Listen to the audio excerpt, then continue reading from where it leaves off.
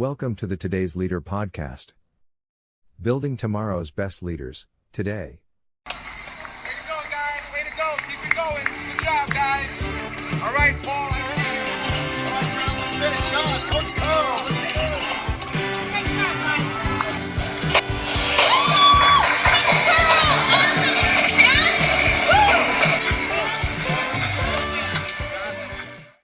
Hey there, it's Coach Curl here, and welcome to episode 394 of the Today's Leader podcast, leading a revolution to build tomorrow's best leaders today. Now, I love speaking with leaders that are out to make a difference, whether it be in their community or whether it's a much bigger global impact. I love speaking with leaders that want to make a difference, and today's guest is right up there. She is a leader in the fields of social justice and children's issues. Lynn Margherio is the founder and CEO of Cradles to Crayons.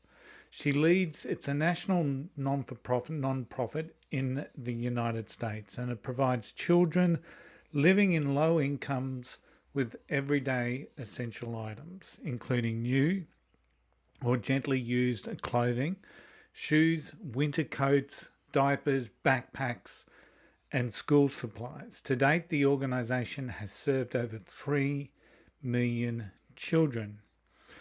And even though that this is an amazing job, there's an estimated 20 million children in the United States affected by the lack of the appropriate resources. Now, Lynn provides during our discussion today some different ways in which organisations can help in their community and provide a new level of purpose for their teams. As we know, people today are looking for that link to their purpose, are looking at something bigger than themselves. And what Lynn presents is a major opportunity for all businesses to be involved. And with organisations like Cradles to Crayons, or maybe organisations in your local community.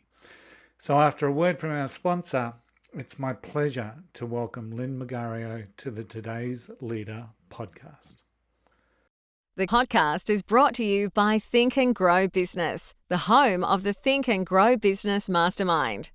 If you're serious about growing your business, get serious and join a mastermind group today. Find out more at thinkandgrowbusiness.com.au. And it's my pleasure to welcome to the Today's Leader podcast, Building Tomorrow's Best Leaders Today. Please welcome the CEO from Cradles to Crayons. Please welcome Lynn Margherio. How are you, Lynn? I'm doing great, Tony. How are you? I am fantastic. You've got an amazing national non-for-profit social enterprise, whatever we want to call it, in the United States called Cradles to Crayons. Do you want to share a little bit with the audience about, your story, and then how Cradles to Crayons came into existence? So first of all, Cradles to Crayons is, as you say, a nonprofit, and we provide everyday essentials to clothing, books, school supplies, and other items to kids who live in families that can't otherwise afford them.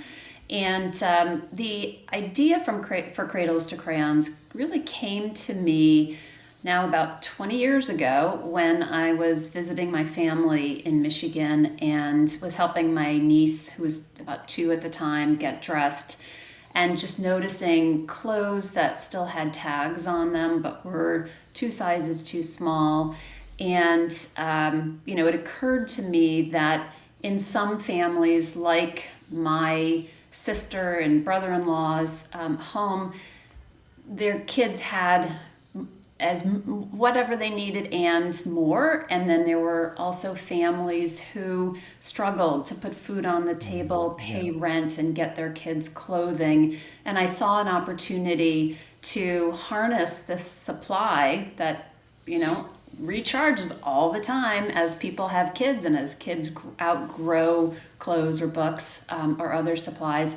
And so I saw an opportunity to connect this source of supply with a need that I knew had not been met. It's an interesting thing. I was just thinking about my 2 kids, and my kids are Tim's almost 30 and Taylor's 27, so they're not well, they're still my kids, but They'll they're always be your certainly not. kids. They're not young, but as they grew up, there was always like we recycle clothes here in Australia and put them into what they call recycle bins for organisations to come and pick up, and then they on-sell them. And often when we'd be doing a clear out of the cupboard or the wardrobes, exactly that same thing. There would be brand new stuff with tags on it that we just never put on our kids. And I think what it is that you're doing is an absolutely amazing thing. So, and it's like a supply and demand thing. I'm sort of taking it that there's certainly a supply there with most families, I'd imagine, but then there is this a large proportion of the population that don't necessarily have new clothes or even some clothes. So, and with the winter, so you're in Boston. And I'd imagine seasonality plays a big part because I'm in Brisbane, southeast Queensland. It's moderate. You can't really call our winters winters. I think we get down, I'm not going to do the conversion, but we get down on a cold night to about 7 or 8 degrees Celsius. I'm not sure what that would be in the Fahrenheit, but it's cold for us. Mm-hmm. We don't see snow. We don't see major blizzards and those sorts of things. I'd imagine you see that quite a lot in Boston. But there would be a shift there between, as the child's growing up, from winter clothes season to season, I would imagine. So. Yes. So Tony, you mentioned that there's a very large need here in the United States. We estimate that there are about 20 million children who are at risk of what we call clothing insecurity, and that is a lack of access to affordable and seasonally appropriate clothing for kids.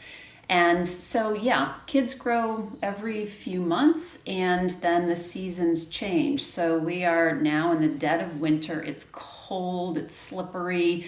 And when kids are waiting for a school bus, they need that winter coat. They need hats, they need mittens, they need warm sweaters and layers. And we're finding too in the pandemic that with some of our schools, they get their ventilation by opening up windows. So you've got really cold classrooms even now. And so having all that you need to layer up and brave a New England winter is really important.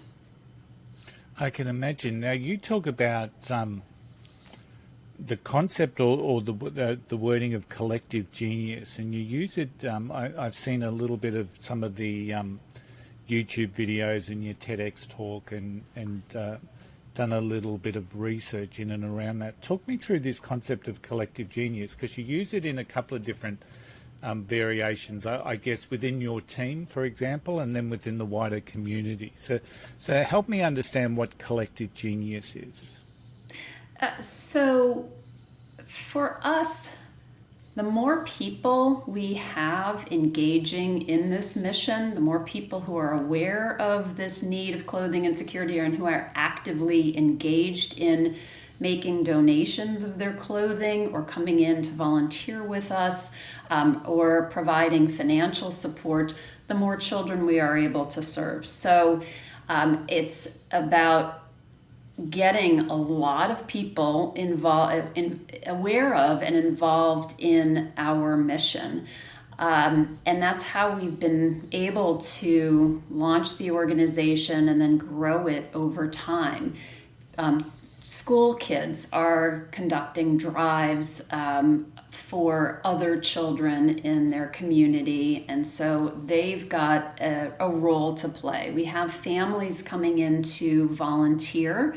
We've got corporate groups and teams coming in to volunteer, and they help us to sort and package up only the highest quality items to meet the individual needs of a specific boy or girl who wears a specific size in a specific season. And so that leveraging of a community has been something that we've really been founded on. And when we went through an exercise now, gosh, I want to say it's maybe 8 or 9 years ago, where we defined the corporate or the cultural values of the organization. We did that through bringing together our mid-level managers in the organization from across our different locations to say, what is the spirit of the organization and what are the values that we may currently embody or that we aspire to embody? And that leveraging collective genius, meaning taking what is powerful and important as far as lessons learned, and energy from across our team, bringing that to bear to do our mission better. And then also reaching outside the walls of the Cradles to Crayons organization to tap into that amazing energy and power that so many individuals, families, and groups can bring to bear on this mission. And we need for them to bring to bear is just really a central part of what we do. We talked about volunteering. So within your organisation, I'd imagine you would have a large number of volunteers that are part of the team, so to speak. And in many cases, I know from my experience here in Australia, non-for-profit or non-profit organisations are really tough to lead in that particular aspect because there's usually a large volunteer force, but there's also some paid employees, some paid leaders. How is it that your team how do your team engage with the volunteer base? So, Tony, it's about having, recognizing, first of all, that we are powered by volunteers and setting up our structures and systems to be able to welcome and put to immediate use volunteers who come in having raised their hands to say, hey, I want to give my most valuable asset, which is my time, to your mission. So we have team members whose specific function is working with and leading groups of volunteers. We've looked at our supply chain and the workflow inside of our, we call them giving factory warehouses, to set up the inspection and sorting and kitting processes so that people who are brand new to the organization can immediately understand our quality needs and be put to effective use. And that's how we get our work done. So we have 10 shifts a day, 10 shifts a week. And we take kids as young as 5 years old, and we have retirees who are there, and we have corporate groups. Pre-pandemic, we would regularly see 100, 150 volunteers each shift coming into the Giving Factory. Now, things have changed in the pandemic, and we've had to think differently about our volunteers. We've created actually a digital platform where we understand and want to harness people's desire to give back and be of service to the community. And so you can volunteer from your home and you can donate clothing. You tell us that I've got girls size 10 clothes, and our platform matches you to a child who wears size 10 girls clothing, and you ship that, put it in a box. We give you the shipping label, and off it goes to a child who will really benefit from that donation. So what sort of person is attracted to volunteer for your organisation? What is the traits and the makeup of that particular person?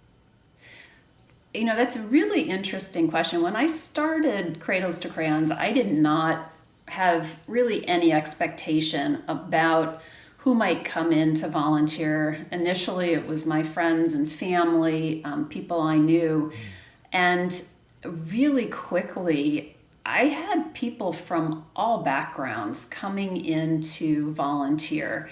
As I said previously, we have kids as young as 5 years old. And so we are a really popular place for families to come in because parents are looking for places to go with their kids to really model the values that Yeah. they care about. And so really giving back and doing it in a tangible way with your family.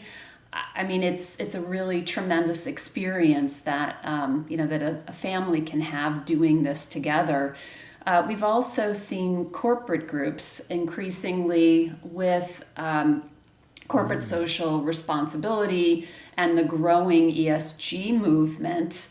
There is an interest in companies not just writing checks to support an organization, but truly developing a partnership. And what they have found is that volunteer service, is something that is really great at building team that is really important for that tangible connection from the company in their community. So it's a way for companies to share their values.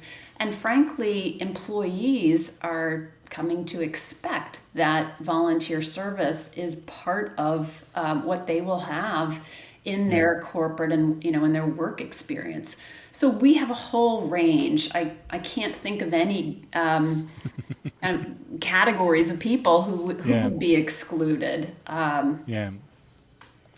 It's interesting, the corporate employee, and more they're looking for that alignment to purpose and an alignment that's bigger than them. So whether it's in the work that they do or the work that they're enabled to do because of their role within the organisation. So a number of our larger organisations here in Australia really champion that social cause, that community involvement aspects. And I know one of them that I worked with, Bunnings Warehouse over here, were very strong and still are very strong in community involvement.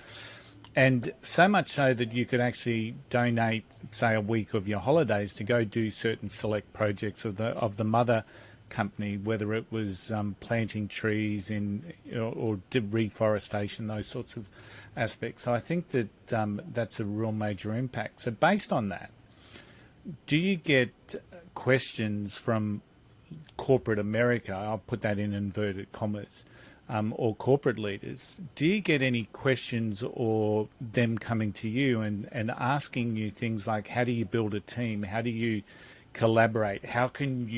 What are some of the things that have enabled you to build this amazing organisation that maybe we can bring on board in the corporate space? It's a really great question. And I think that the wonderful thing is that we can have those conversations in the walls, within the walls of our giving factories. And we do. I'm just thinking about a partnership that we have with the Harvard Advanced Leadership Initiative, where they, as part of their the beginning of their session together, they look to build relationships among people who will be spending an entire year working pretty intensively together. And so this is a great way for them to pretty quickly get to know one another in a space that is more personal and it's mission focused. So you can have conversations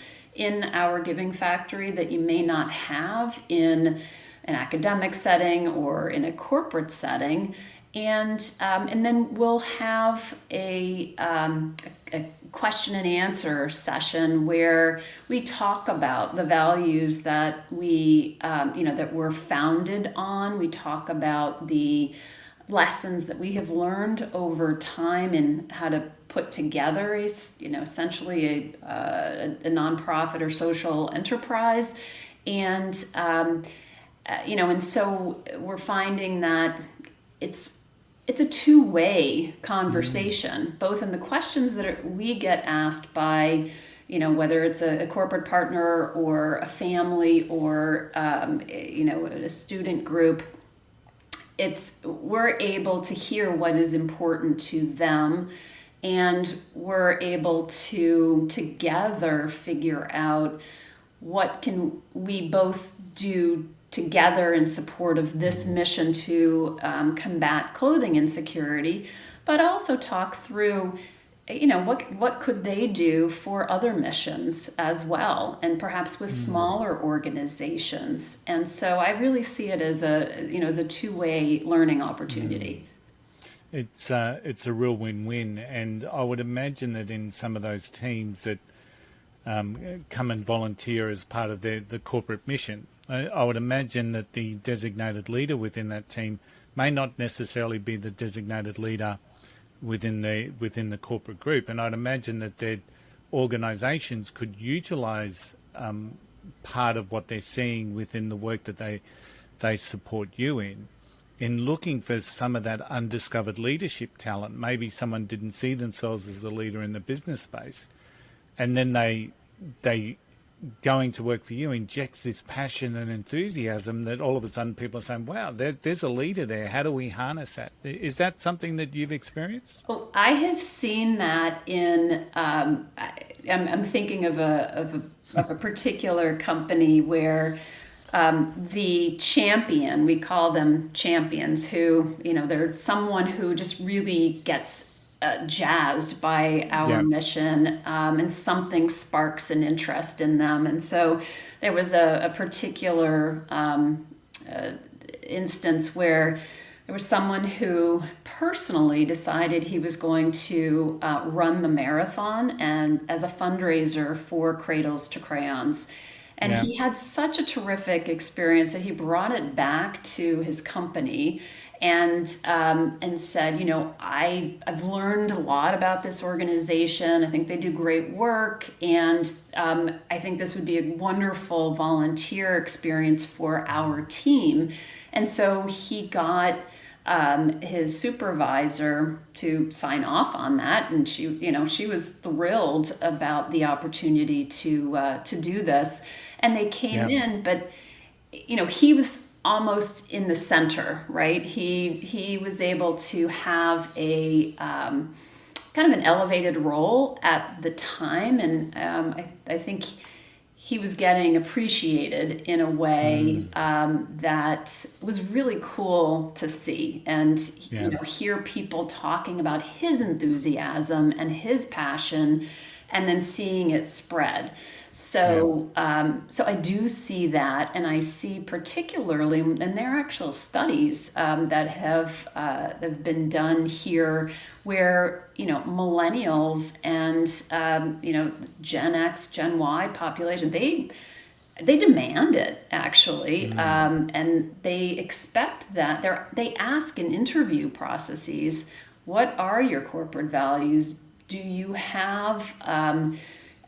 do you have a foundation? Are you doing volunteer work? Do you allow that? What are your policies? And so, so you're seeing both that incoming workforce, or the younger staff, the younger staffers coming in, having volunteered throughout their high school and maybe even younger, coming and saying, this is how I've grown up and I like it. It fuels me, and I want to continue to do this because I feel there's power and there's need. What other community activities do Cradles to Crayons do? So you've got your clothing insecurity, which is obviously your primary focus. But did I read right that you do a triathlon for kids, or that you're a major supporter of something like that? So we participate in a marathon in Boston, where it's actually a huge fundraising opportunity for local nonprofits, because it's such a popular and international event. And so we have a team that helps to. They do training of those athletes, but we do. So we do an event we call the Backpackathon, and the Backpackathon is an event where we mobilize several hundred 700 to 1,000 volunteers, and these are typically corporate teams that come in wearing their T-shirts with their logos on it, and it's in the summer before school starts. And we'll take over a big venue, and we do this in our Boston location and our Philadelphia and our Chicago locations, where we take over this big space, and our volunteers will pack out 30,000 or 40,000 or 50,000 backpacks in the space of 2 hours. And it is something to witness, because the energy and the competitiveness, the fun that people are having, we've got music going.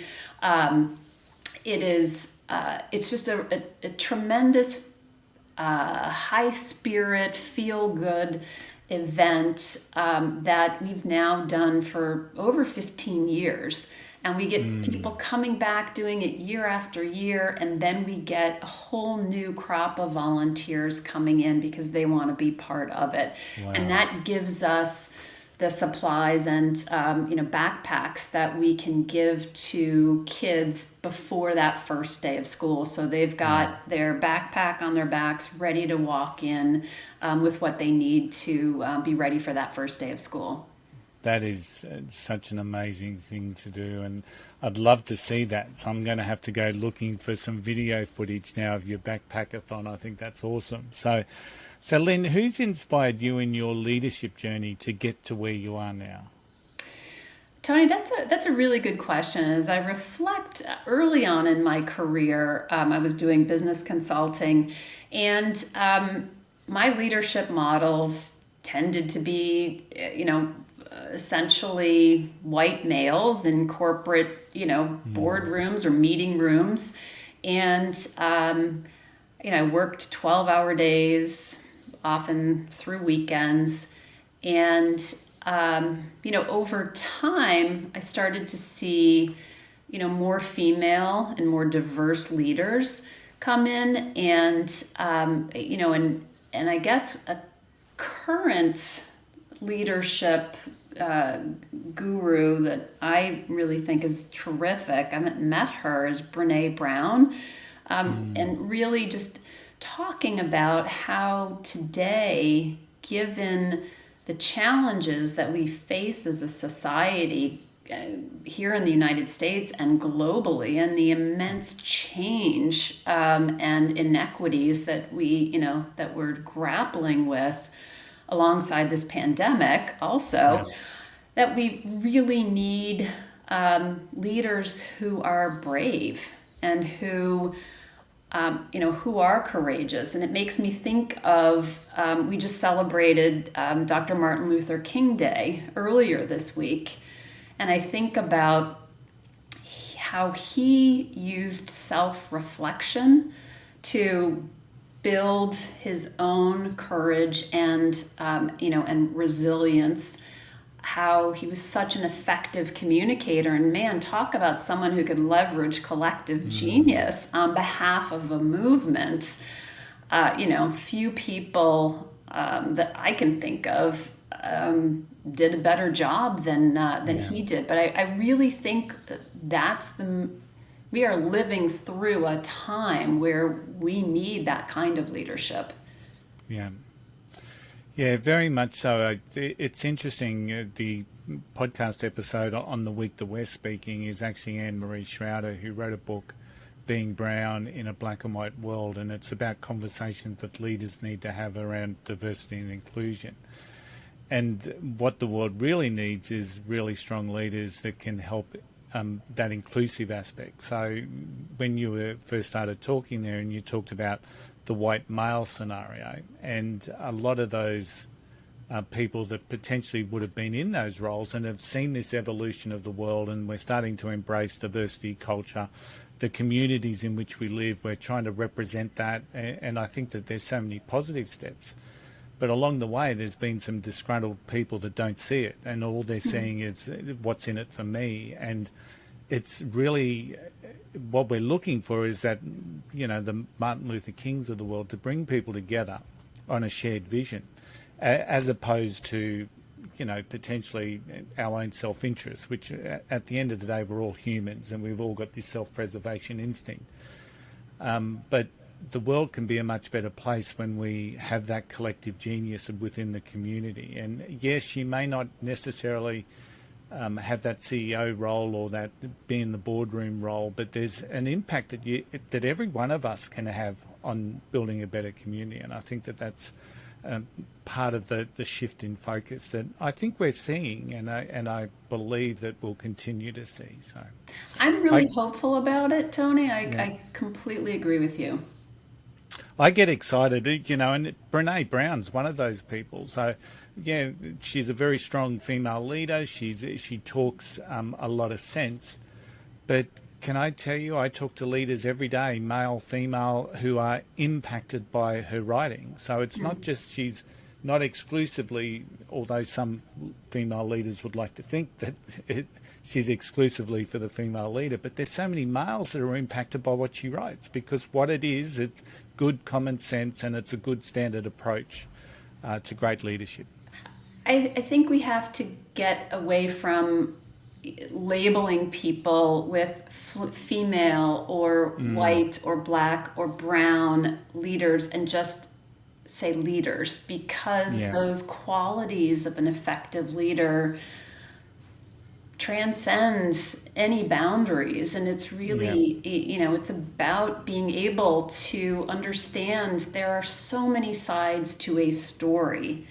And can we be open to hearing and learning about a different experience? Can we work to find shared experiences, and then can we build new experiences together? But I think it takes probably understanding where we're coming from and working to build that common ground, as opposed to digging in and saying my way is right and your way isn't. You're making absolute sense, and which is a great prelude into our next question. So to be a great leader today and to be part of the process of being tomorrow's best leaders, what are some of the traits? And you mentioned a couple just then, things like listening and conversing and open mind.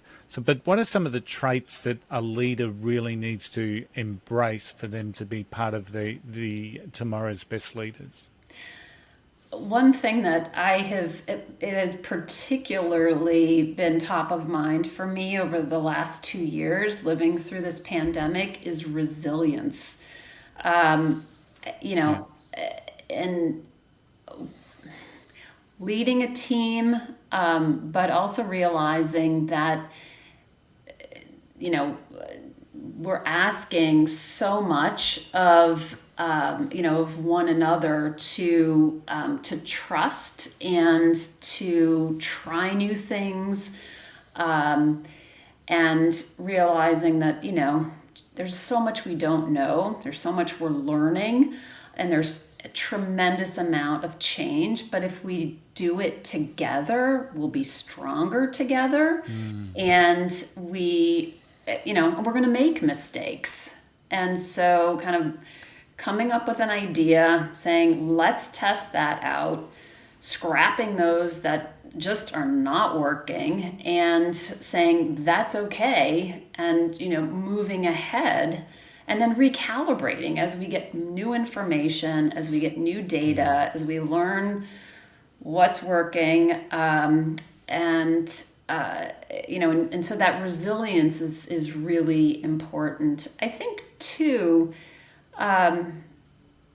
understanding that we're complex people and we have realities and lives outside of work. And, being on Zoom or whatever technology platform, you're using, it's been fascinating to actually get to literally zoom in on someone's home. I was just, talking with someone this morning who her business partner was her cat.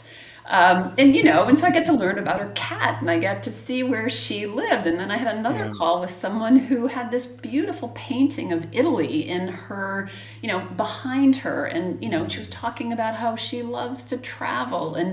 And so you're invited into people's worlds and their personal lives in a way that maybe was not as apparent, before this time. And I think so.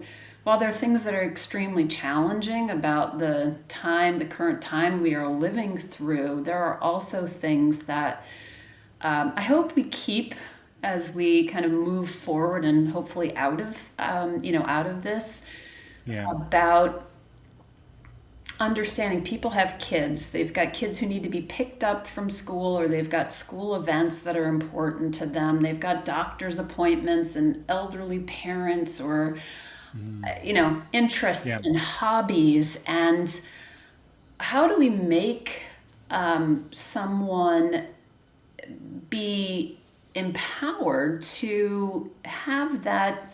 Maybe it's not work-life balance, but to have more dimension, or recognize that they have more dimensions, and not only be good with it, but try to figure out, how do we really create ongoing policies and a culture that foster that. Yeah. Yeah. I know some of the leaders that I work with, some of them are just waiting, seemingly appearing to be waiting for everything to be over so it can all return to normal. And I keep sharing with them, but think about all these positives that have actually come from it. It's forced a lot of leaders to be intentional in how they connect with their people. If the only way we're doing that is via Zoom or by an online room, how do you connect with people? How do you develop people? All of these things that have been part of the process, and people have adapted and grown and become stronger as part of that. And then I think it's almost self-defeating in so many ways to say, oh, well, we're all back in the office, we'll go back to the old way. And I think we've got to, exactly what you were saying, embrace, so much of the positives that have happened. Yes, it's been uncertainty. Yes, there's been some anxiety. But at the end of the day, we've worked through that. We've become more aware of our people. We've become more aware of our team. We've got a greater understanding of what makes them tick. And if we can incorporate that into whatever the future of business looks like, I think we're all going to be better off. So you made some really good points there, Lynn. Tell me about your relationship with failure.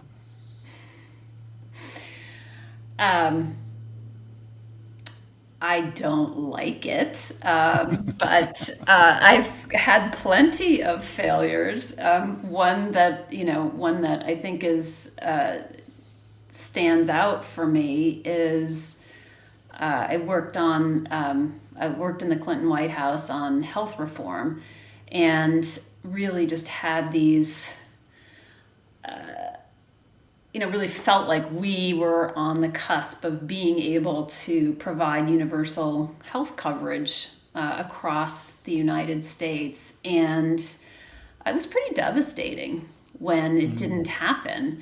And I remember, I was quite a bit younger then, and I remember getting a call from just a constituent calling in to see, and she was calling to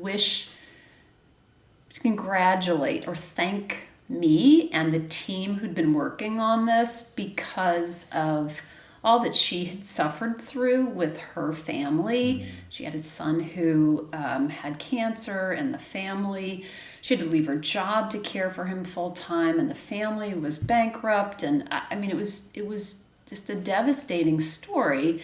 And she called to say, I'm so glad this is happening so that other families won't have to go through what we've gone through. Yeah. I remember sitting there on this phone call, because I knew it wasn't getting out of, this particular committee.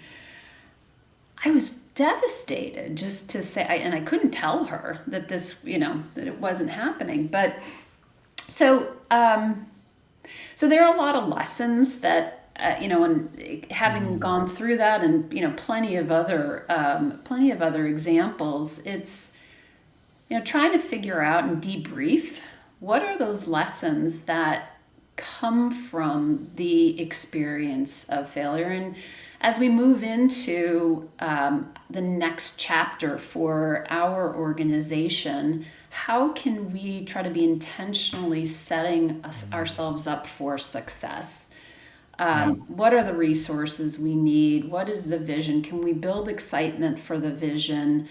Can we get voices into that planning process, and really just try that. Understand that whatever plan we put down on paper today is going to be rewritten a million times before, as we learn, and and really maybe move away from this sense of we've got to operate within a box, and instead, and it's a static picture, but instead to realize there's the pace of change happening all around us is so fast and so significant that what we really need to try to do is, paint that vision, get some broad parameters, get the right people, get the right values and directional metrics, and just realize that as we go along, there's going to be stuff that works, and then there's going to be a bunch of stuff we throw up against that wall that comes, falling back down as quickly as we throw it, and being okay with that. I'm not there yet. This is an aspirational thing, but I feel like it's the way of the future, and some of our work doing this digital platform and getting trained in agile. I'm not trained in agile computing or agile, but just that the whole methodology of test and learn and rapid iterations is new for us, and something I'm super excited about. Absolutely. What's the vision, Lynn, for you moving forward and for Cradles to Crayons? So it's a great question, Tony. We have been working on what I would call direct service, providing packages of clothing and other essentials to kids, and trying to grow within the four walls of our giving factories or within the communities where we have a physical presence. And what I'm excited about is now we have technology that allows us to not have any boundaries. Like, we can engage people from anywhere as part of that direct service component, and we can serve kids from across the country. So there's just a tremendous amount of opportunity that wasn't there when I first started the organization that I'm really excited to work on.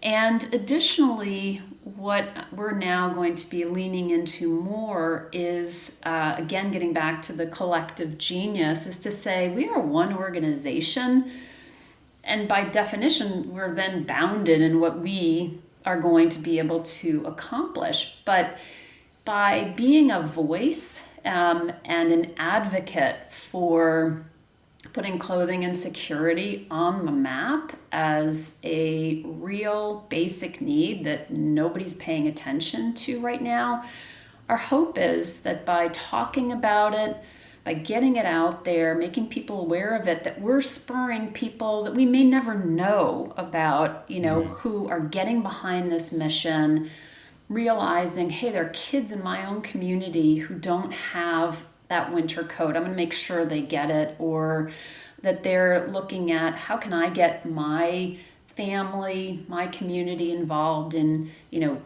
providing high quality donations and getting them into the hands of, of kids who really need them.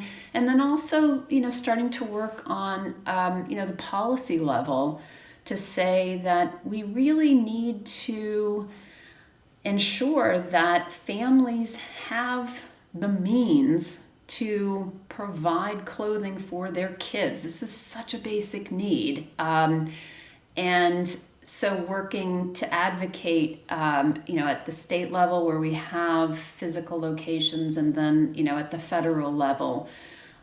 So it's really, I guess, moving from that purely direct service provider to more of an advocate or a movement builder. Excellent. Lynn, how can someone connect with you or support Cradles to Crayons? So our website is cradlestocrayons.org. We currently have had donations through our Giving Factory Direct platform from 32 states in the United States. We haven't yet had any donations from Australia. But you can learn more about that platform. And then, of course, financial support is always something that we welcome. Excellent. Lynn, it's been an absolute pleasure speaking with you today on the Today's Leader podcast. Thank you so much for investing in today's leaders and also in a much better world. Thank you so much for your time. Thank you, Tony. I enjoyed it.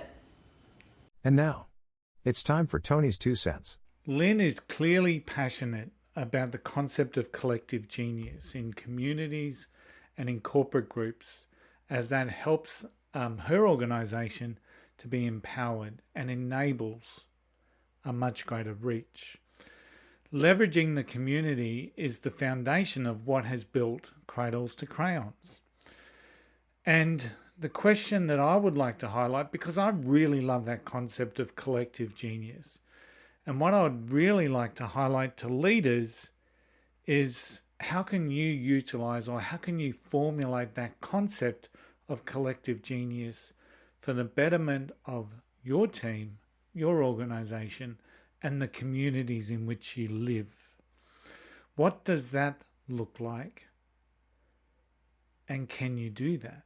And I think one of the first hurdles that we have to overcome is the concept of belief. Do you believe in the concept of collective genius? Because what will help you embrace that concept and build the collective genius in your team and your organization? What will it take? What will it take? Too often we miss the genius in people. They may not fit the mold within your organization. They may not be the norm. They may often be overlooked. And I just ask again, what are you missing when that happens? And I think one of the best ways that you can do this is to actually look for the genius in people. Go looking for it. Because I'm quite sure that if we go looking for it, we're going to find it. I love that concept of collective genius. And once again, I just want to thank Lynn for investing in today's leaders. And of course, her links are in the show notes. If you're looking to build better leadership skills, check out the Today's Leader website at todaysleader.com.au. We really are driving a leadership revolution to build tomorrow's best leaders today. Today's Leader is a collective, the mindset to make a difference, the ability to create an impact. Think and Grow Business hosts our Today's Leader Masterminds. Think and Grow Business, where we focus on personal, professional, and business growth. Book your free 30-minute discovery call right from the homepage at thinkandgrowbusiness.com.au. Don't forget, wherever you are standing stronger, braver, and wiser. Don't forget the golden rule. Don't be an arsehole. I'll see you all again next week. Bye for now.